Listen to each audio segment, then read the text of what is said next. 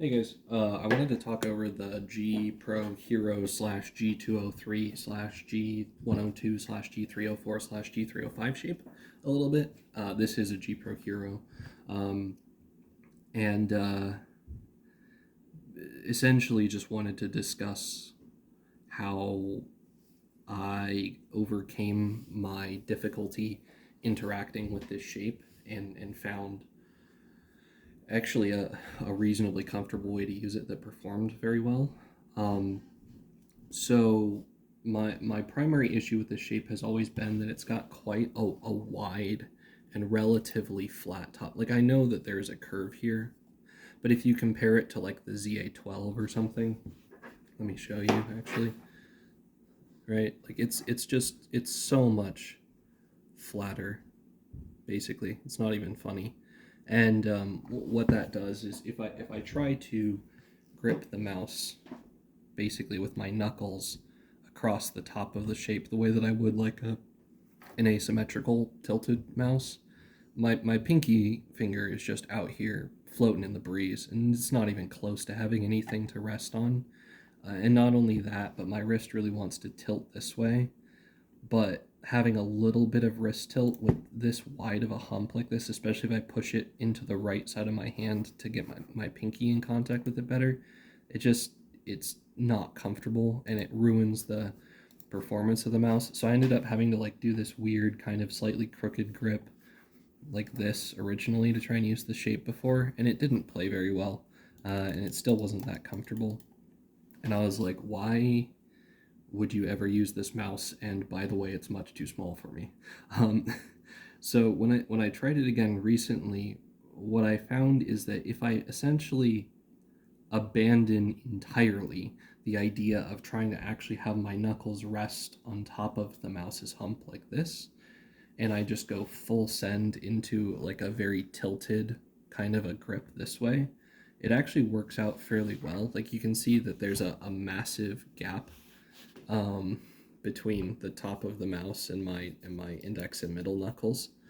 But essentially, I have reasonable contact out here on the right side of my palm between the third and fourth knuckles, and then good contact with like the base of my palm over, or base of my thumb over here. And actually, with my hand tilted around that far, my ring and pinky fingers are able to curl in like this and really make good contact directly on the side of the mouse with like the face of the fingertip instead of the side of my fingers, which I vastly prefer that feeling to this type of claw grip that I see people using. I don't understand how people use this and feel comfortable with it. It makes no sense to me. Um, so having this like 45-degree tilted sort of a claw grip essentially ended up, it kind of helps my hand like compact itself down in terms of length and sort of sit almost more on top of the mouse. And it became a good way of adapting to a mouse which is, for my normal grip style, much too small for me. So I found that kind of interesting. I also noticed a little bit of resemblance between this grip and like what I see like House Gaming do in his videos.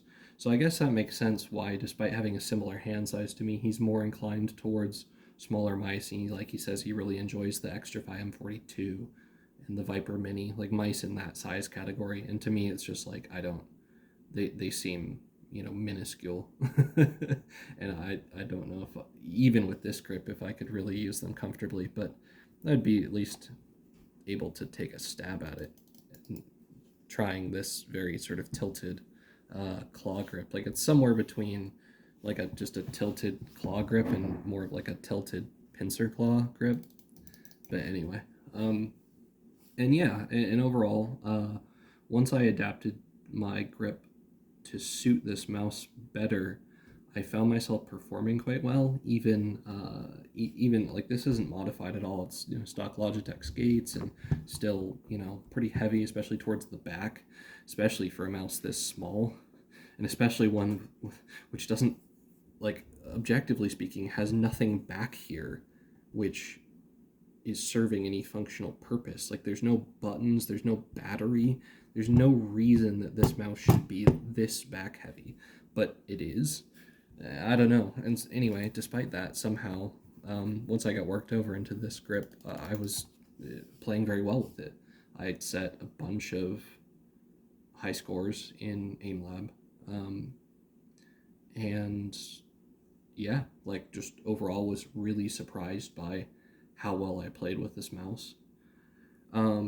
It's definitely not as comfortable as like the ZA12, but the performance is kind of in a similar ballpark to that mouse.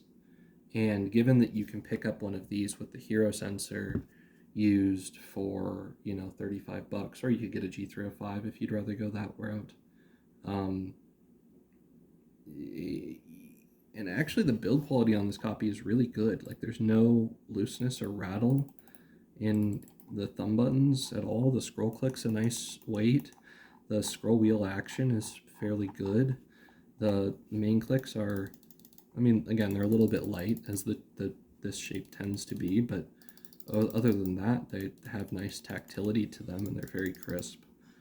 So overall, like, I was pleasantly surprised with sort of the build quality, or the quality control on this mouse. And it was really hard to look at like a Zowie mouse, compared to this and say, yes, that's absolutely worth 50% more money over one of these. Now, obviously, there's the durability element to it, but one of the upsides of this shape to me is that it uses conventional switches for all the main buttons. So if something breaks, I can fix it myself, right? So I don't know. I'm certainly going to return this particular copy, but I may have ideas in the future if I really wanted a second mouse as a change of pace and something to, accustom myself to smaller mice and stay familiar with this grip. I think this is actually a good option. And if you're somebody who's struggled with this shape previously, and you have larger hands like I did, yeah, maybe it's a grip you might consider giving a try, because honestly, it works very well for me once I got it locked in. So yeah, let's see. Let's do a little bit more detail on. Yeah, so one of the things with this mouse is because basically the top is wider than the bottom, essentially when I grip it, especially with this grip, I just feel the outline of this kind of upper corner of the shell, like it's just right here in my hand. And again, because there's so little contact with like the top of the shell under my knuckles, there's not really anything going on there. And when your hands tilted that way, again, all the contact with your fingers are sort of straight on. And so it basically just draws like a U shape or a V shape through my hand right there, and that's the entire kind of contact region.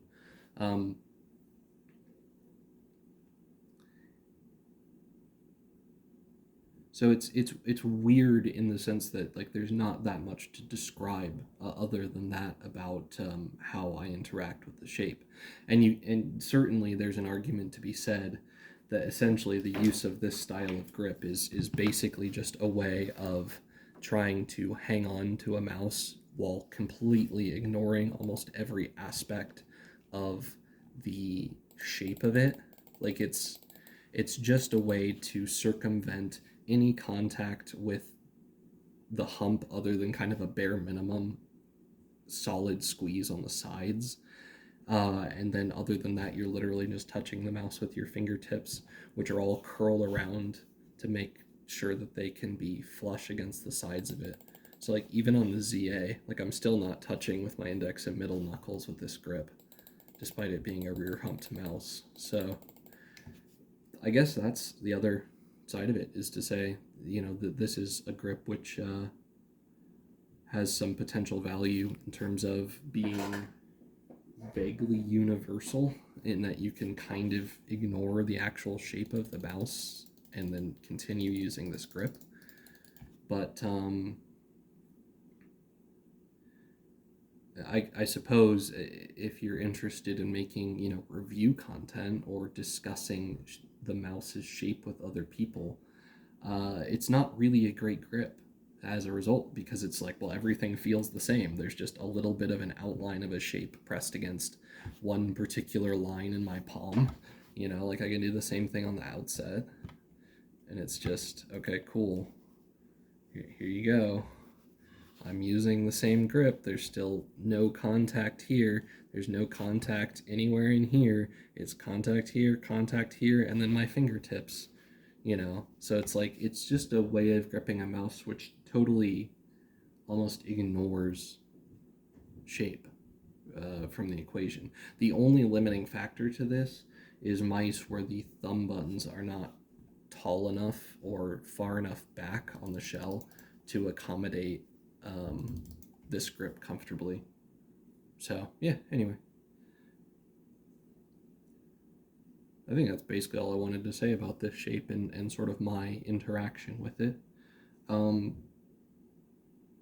I, I guess, yeah, it's been a nice experience in that I can certainly understand more why there are some people who definitely swear by this shape. I think for the price point and the performance of it with the right grip is a very, very difficult proposition to beat.